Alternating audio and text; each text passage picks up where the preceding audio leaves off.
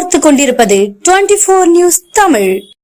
கோத்தகிரி பகுதியில் தொடர்ந்து பெய்து வரும் கனமழையால் 75 லட்சம் ரூபாய் மதிப்பீட்டில் சமீபத்தில் கட்டப்பட்ட அரசு மேல்நிலைப் பள்ளி தடுப்புச் சுவர் சரிந்து சாலையில் விழுந்தது. நீலகிரி மாவட்டத்தில் கனமழை பெய்ய வாய்ப்புள்ளதால் இம்மாவட்டத்திற்கு வானிலை ஆய்வு மையம் ஆரஞ்சு எச்சரிக்கை விடுத்தது.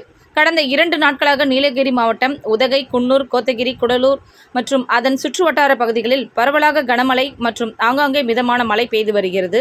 இந்நிலையில் கோத்தகிரி பகுதியில் பெய்து வரும் மழையால் சமீபத்தில் 75 லட்சம் ரூபாய் மதிப்பீட்டில் கட்டப்பட்ட அரசு மேல்நிலைப் பள்ளியின் தடுப்புச்சுவர் சரிந்து சாலையில் விழுந்தது. அதிர்ஷ்டவசமாக அச்சமயத்தில் சாலையில் வாகனம் மற்றும் யாரும் செல்லாததால் உயிர் சேதம் தவிர்க்கப்பட்டது. இடிந்து விழுந்த தடுப்புச்சுவர் தரமான பொருட்களை கொண்டு முறையாக கட்டப்படவில்லை என சமூக ஆர்வலர்கள் குற்றம் சாட்டி வருகின்றனர்.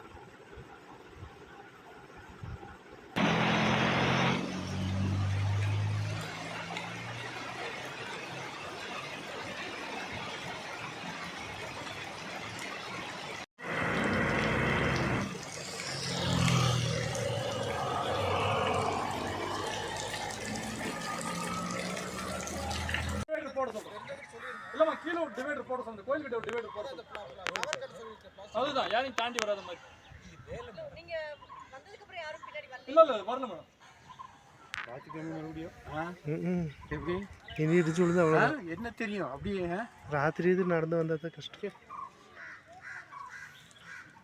இல்ல இது பழைய கட்டடம், கிட்டத்தட்ட இதெல்லாம் 100 வருஷம் இருக்கு. இந்த கட்டடம் தெரியுது பாருங்க, இங்க தெரியுது பாருங்க, பலவரோட ஃப்ளோரிங். இதுக்கு மேல இவங்க மண்ணு கொட்டி லோடு பண்ணியிருக்காங்க. லோடு தாங்காம புடிங்கி கான்ட்ராக்ட் ஆரம்பிச்சு